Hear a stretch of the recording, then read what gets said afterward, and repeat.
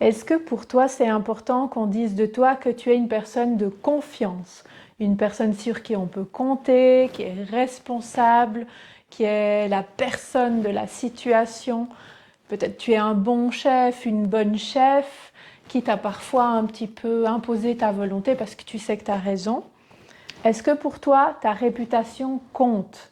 Tu ne tolères pas qu'on te mente, qu'on te trahisse. Et si ça arrive, attention, parce que là, tu peux être rancunier ou rancunière pendant très longtemps.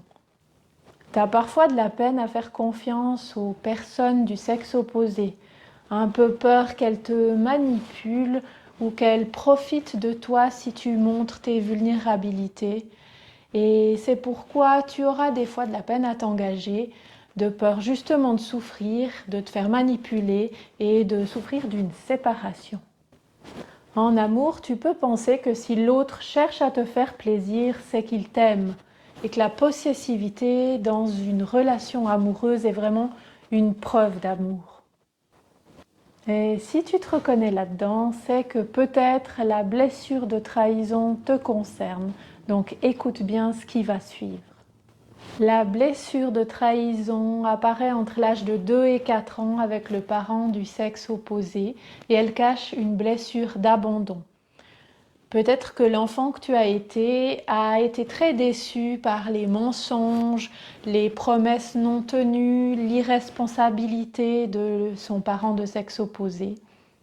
Et ce qui est problématique quand on a cette blessure de trahison qui s'active en tant qu'adulte, c'est qu'on est gagné souvent par la colère, une colère qui peut être explosive et forte. Et dans ce cas-là, quand on se sent trahi, alors on est capable de mentir, de manipuler. En fait, tout ce qu'on n'accepte pas qu'on nous fasse à nous, on est capable de le faire et on adopte un comportement contrôlant. On contrôle l'autre, on veut contrôler la situation et tout ça pour ne pas souffrir de trahison. Et franchement, en couple, c'est difficile de vivre avec une personne qui n'a pas soigné sa blessure de trahison.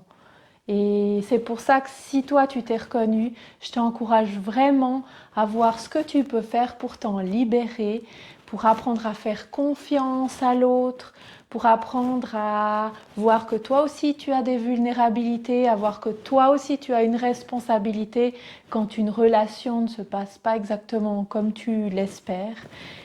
Si tu t'es reconnu à travers cette vidéo, je t'invite à lire en légende les astuces que je donne pour te libérer de cette blessure de trahison, pour apprendre à faire confiance et ne plus contrôler les autres et les situations.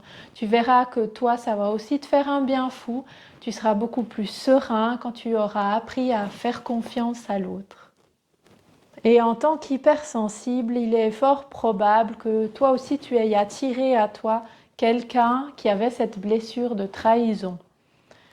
Tout simplement parce que quand on est hypersensible, on a souvent l'air gentil et digne de confiance et on arrive plus facilement à attirer à nous des personnes qui ont besoin d'être sécurisées sur la relation, d'être sûres qu'on ne va pas les trahir. Donc si toi c'est ton cas, que tu as rencontré quelqu'un comme ça et que tu aimerais l'aider, je pense que ça ne va pas être facile que ce soit toi qui l'aide. Ce serait mieux que ça vienne de lui ou d'elle-même et que ce soit une transformation qui vienne de l'intérieur. Tu peux toujours lui glisser la vidéo en douce totalement par hasard, mais le problème c'est que ça ne sera pas forcément bien reçu par une personne qui a cette blessure-là.